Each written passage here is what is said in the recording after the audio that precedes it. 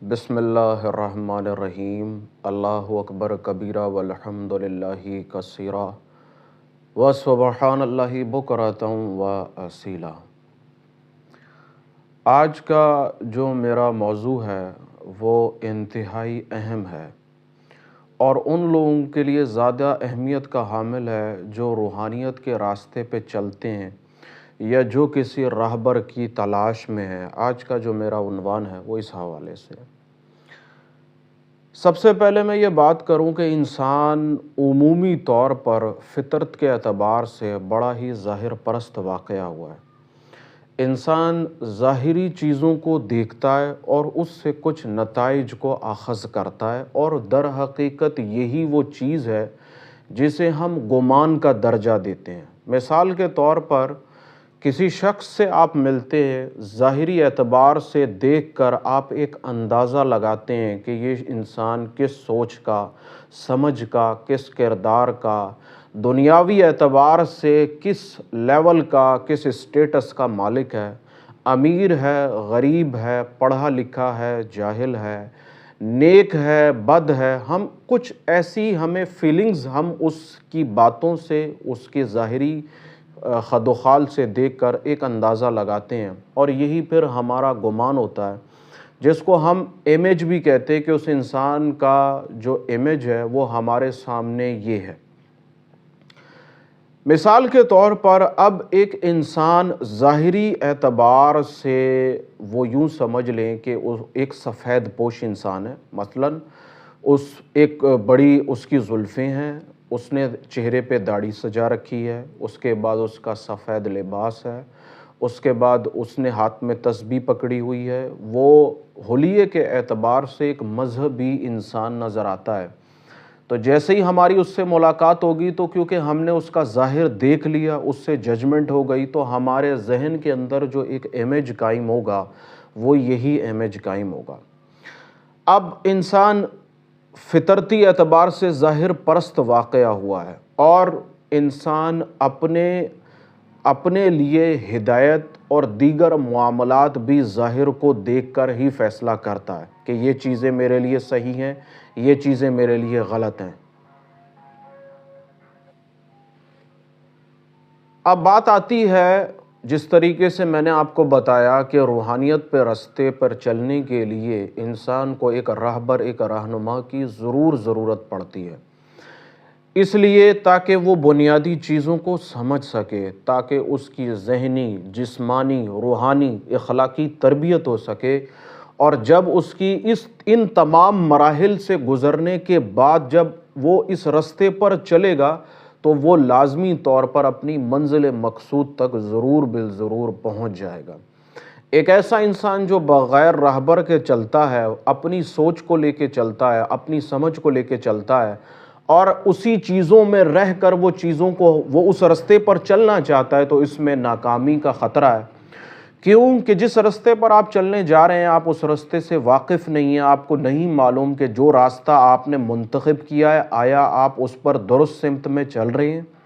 یا نہیں چل رہے ہیں۔ اور اگر آپ کو لگتا ہے کہ آپ بغیر اس کے چل سکتے ہیں تو پھر آپ اس بات کا تعین کر لیں کہ آپ جس راستے پر جا رہے ہیں اور بغیر رہبر کے جا رہے ہیں، ٹھیک ہے آپ چل ضرور رہے ہیں لیکن آپ کبھی منزل تک نہیں پہنچ سکیں گے، اور اس بات کی بھی کوئی دلیل آپ کے پاس موجود نہیں ہے کہ جو سفر آپ نے کیا آیا وہ درست سمت میں تھا یا نہیں تھا۔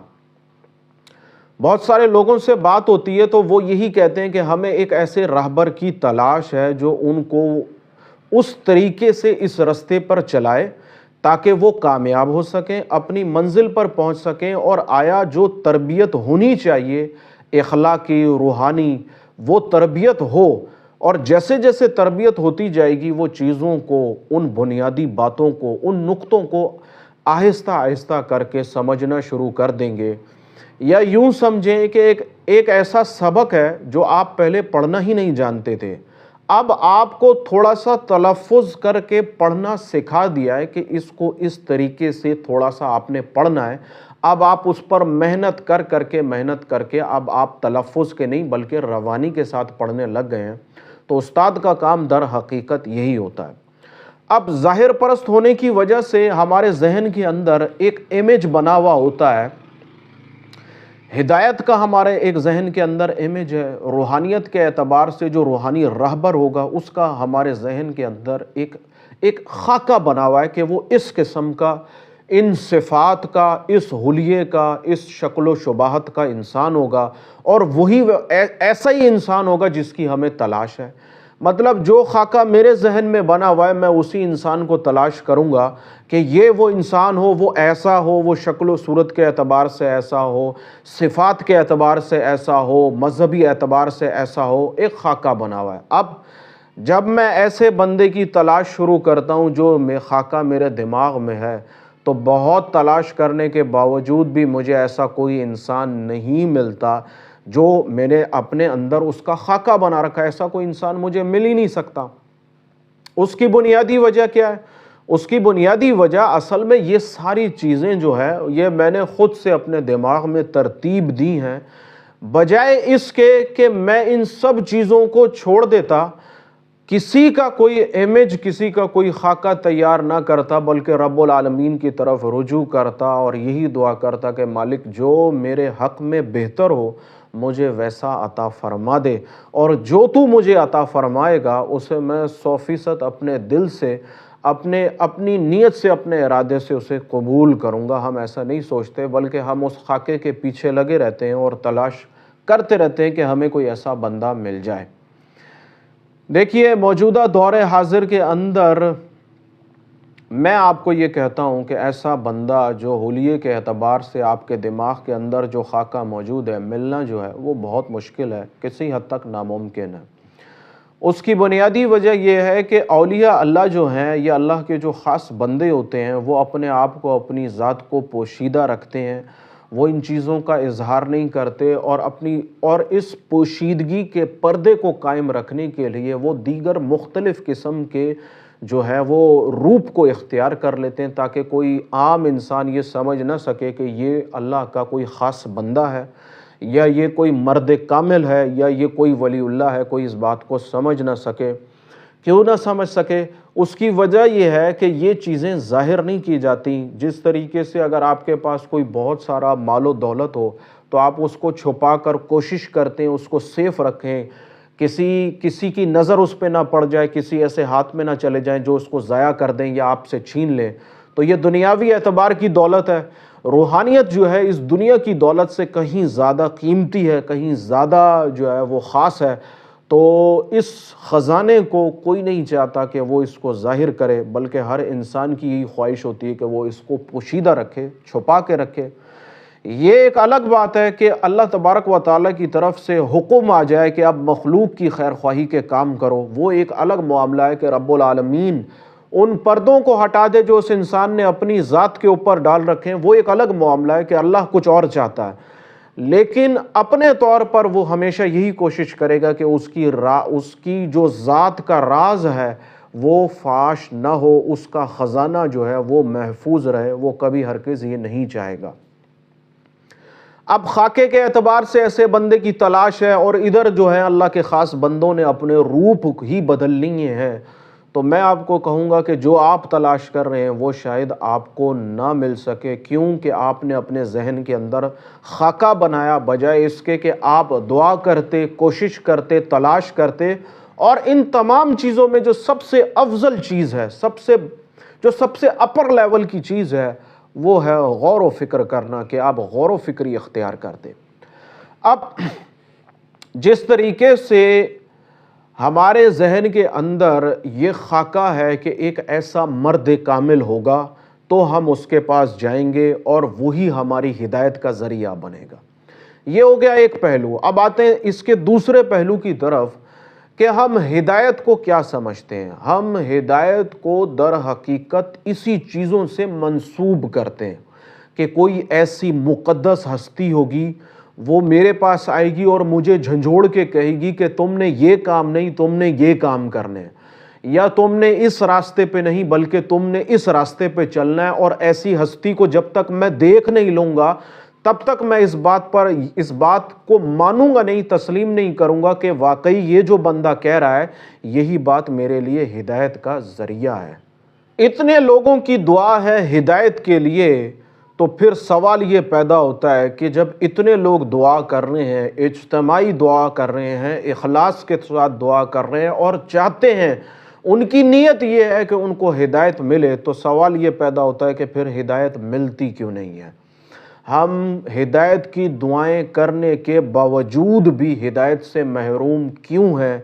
اس کا جواب یہ ہے، بنیادی طور پر ہمارے عقل کے اندر ہدایت کا خاکہ ہے۔ ہم جو کام کرنا چاہتے ہیں یا جس کام کی ہم دعا کر رہے ہیں، اس کا نتیجہ ہم پہلے سے اخذ کر لیتے ہیں، اس کا خاکہ ہم اپنے دماغ میں پہلے سے بنا لیتے ہیں کہ ہمیں ہدایت اس طریقے سے ملے گی۔ مثلا میں ایک مثال دیتا ہوں، مثال کے طور پر میں ایک بے نمازی انسان ہوں۔ اب میں اللہ تبارک و تعالیٰ سے ہدایت کی دعا کر رہا ہوں۔ اب کیا ہوا کہ دعا کرتے کرتے میں نے دعا بھی کی، اخلاص بھی اختیار کیا، تو اچانک مجھے نماز کی توفیق ملنے لگی، تو میں نماز کی پابندی کرنے لگا۔ تو میں نے یہ سمجھا کہ مجھے ہدایت مل گئی، کیونکہ میں دعا کر رہا تھا اللہ تعالیٰ مجھے ہدایت دے دے، تو اللہ نے نماز کی توفیق دے دی۔ اب سوال یہ پیدا ہوتا ہے کہ جتنے بھی نیک اعمال ہیں، عبادات ہیں، کیا یہ ہدایت ہیں؟ آپ کے پاس یہ نہیں تھی، آپ یہ کرنے لگی، کیا یہ ہدایت ہے؟ جتنے بھی نیک اعمال ہیں، عبادات ہیں، در حقیقت یہ وہ سارے حقوق ہیں جو آپ کو اس دنیا میں بھیجا گیا ہے، تو یہ آپ کو دنیا کے ساتھ ساتھ ان پر بھی عمل کرنا ہے۔ ہدایت کا مفہوم یہ ہے کہ آپ اللہ تبارک و تعالیٰ کی ذات کو سمجھ سکیں،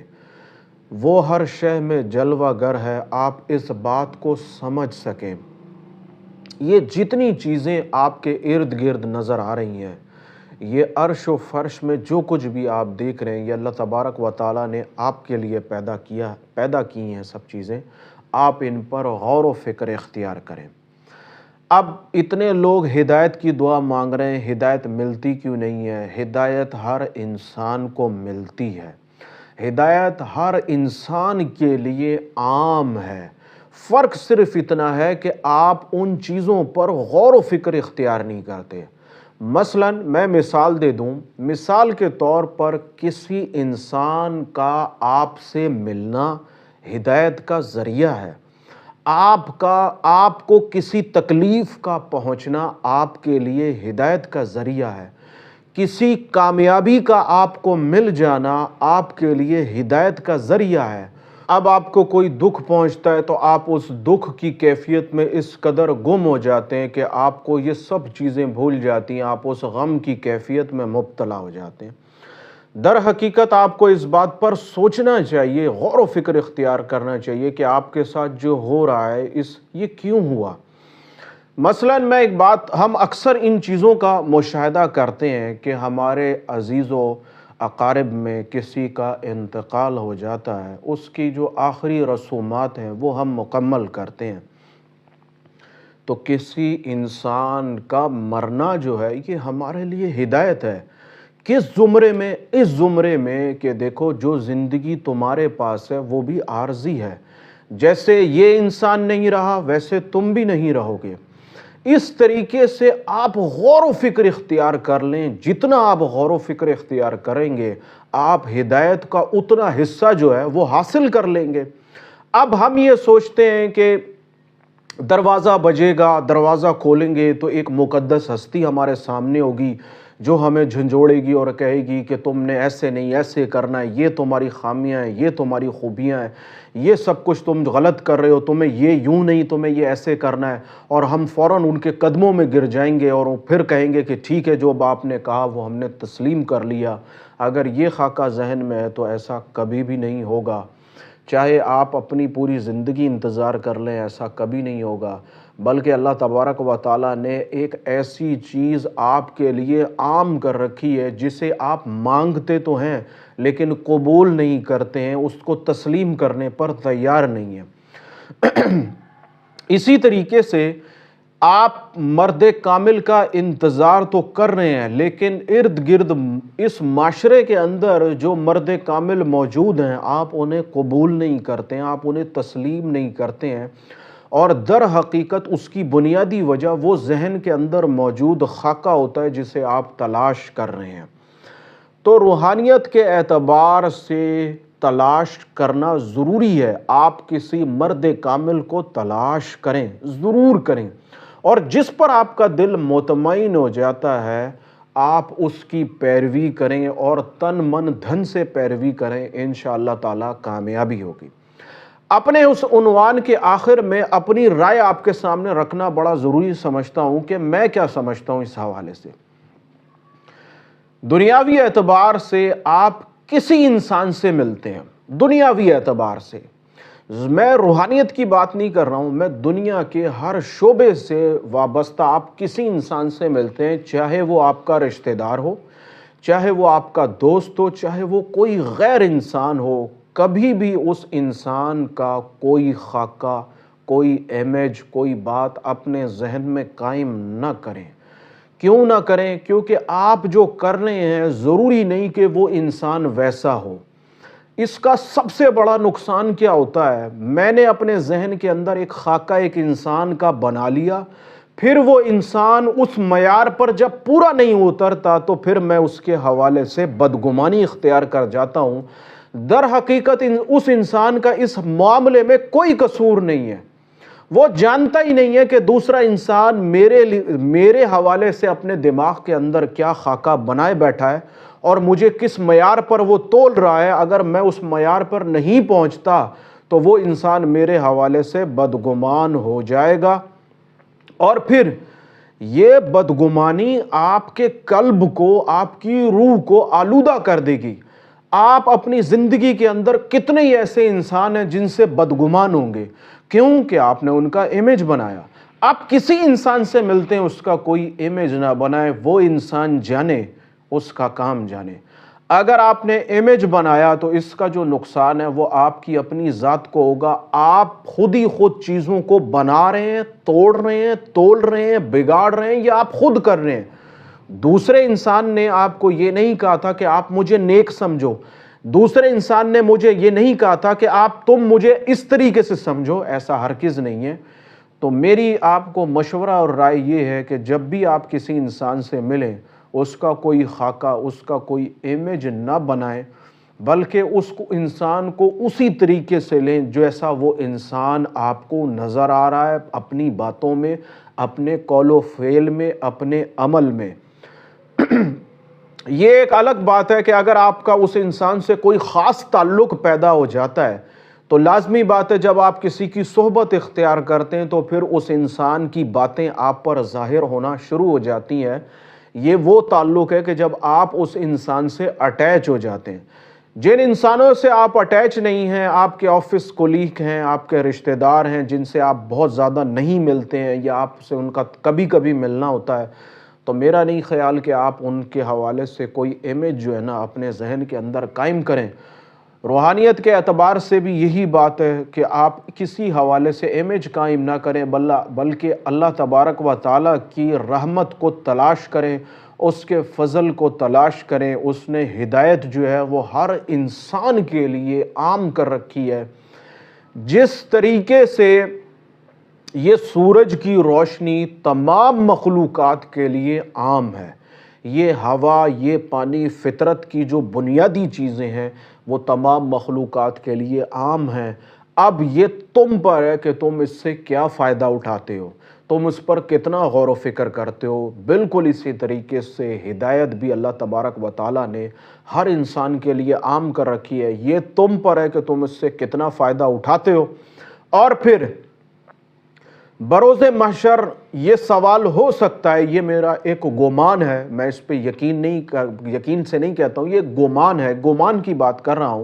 کہ ہم اللہ تبارک و تعالیٰ سے کہیں گے کہ مالک ہم تجھ سے ہدایت کا سوال کرتے رہے لیکن ہدایت ملی ہی نہیں. یہ جواز پیش کریں گے اور تو رب العالمین کی طرف سے بھی اس بات کا جواب ہمیں ملے گا کہ ہدایت میں نے تمہارے لیے عام کر رکھی تھی، تم ہدایت مانگتے ضرور تھے لیکن اسے قبول نہیں کرتے تھے. اور پھر ہمیں ہمارے واقعات بتائے جائیں گے کہ فلاں موقع پر جو ایک شخص آیا تھا اس نے تم سے فلاں بات کی تھی، وہ تمہارے فلاں سوال کا وہ فلاں جواب تھا، لیکن تم نے اس کی بات کو نظر انداز کیا.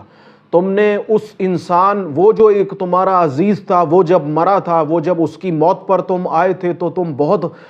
رنجیدہ تھے، تم بہت غم کی کیفیت میں تھے، تو وہ ہم نے تمہیں ہدایت دی تھی کہ تم دیکھ لو، تم سمجھ لو، تم اس بات کو جان لو کہ تم جو کر رہے ہو، یہ جو کچھ بھی تمہارے پاس ہے وہ سب عارضی ہے۔ ہمیں ان گنت واقعات بتائے جائیں گے، سنائے جائیں گے، سمجھائے جائیں گے کہ یہ سب کچھ ہم نے تمہارے لیے ہدایت کا ذریعہ بنایا تھا، لیکن تم ہدایت کا مفہوم اپنے گمان کے اندر کچھ اور بنائے بیٹھے تھے۔ تم ہدایت مانگتے ضرور تھے، لیکن تم نے ہماری ہدایت کو کبھی قبول ہی نہیں کیا۔ تو فطرت کے اعتبار سے ہم چیزیں مانگتے ضرور ہیں، لیکن مانگ لینے کے بعد ان کو کبھی تلاش نہیں کرتے۔ تو اپنے ارد گرد اپنی زندگی پر غور و فکر اختیار کیجئے۔ آپ پر اللہ تبارک و تعالیٰ نے ہدایت کے کئی دروازے کھول رکھے ہیں۔ رہبری کے اعتبار سے کئی لوگ آپ کے ارد گرد موجود ہیں۔ آپ ان کے حوالے سے صرف گمان غلط لگائے بیٹھے ہیں۔ آپ کوشش کریں گے، آپ تلاش کریں گے، آپ اس انسان تک ضرور پہنچ جائیں گے جس کے ذریعے اللہ تبارک و تعالیٰ نے آپ کے لیے معاملات میں بہتری کے اسباب رکھے ہوں گے۔ تو اپنی اس ویڈیو کے اختتام پر میں آپ سے یہی کہوں گا کہ جو انسان غور و فکر اختیار کرتا ہے وہ کبھی محروم نہیں رہتا۔ علمی اعتبار سے، عمل کے اعتبار سے، ہدایت کے اعتبار سے، روحانیت کے اعتبار سے آپ غور و فکر اختیار کیجئے۔ اپنی زندگی پر غور کیجئے، اپنے اعمال پر، افعال پر غور کیجئے، اپنے خد و خال پر غور کیجئے، اپنے زندگی کے معاملات پر غور کیجئے، اور در حقیقت یہ غور کرنا ہی آپ کی عقل کا صحیح معنوں میں حق ادا کرنا ہے۔ آپ نے دنیاوی اعتبار سے تو عقل کو استعمال کر لیا، تعلیمی میدان میں تو آپ نے بہت بڑا میدان مار لیا، لیکن اللہ تبارک و تعالیٰ نے صرف تعلیمی میدان میں یا نوکری یا روزگار کے اعتبار سے اس عقل کو نہیں دیا، بلکہ اس عقل کا حق ادا کرنا ابھی بھی باقی ہے۔ تو اللہ تبارک و تعالیٰ کی بارگاہ میں بڑی عاجزانہ دعا ہے، یہ ٹوٹی پھوٹی باتیں اللہ تبارک و تعالیٰ قبول فرمائے، مجھے بھی ان تمام باتوں پر عمل کی توفیق عطا فرمائے، آپ کو بھی ان تمام باتوں پر عمل کی توفیق عطا فرمائے۔ اللہ تبارک و تعالیٰ آپ کا حامی و ناصر ہو، آمین ثم آمین۔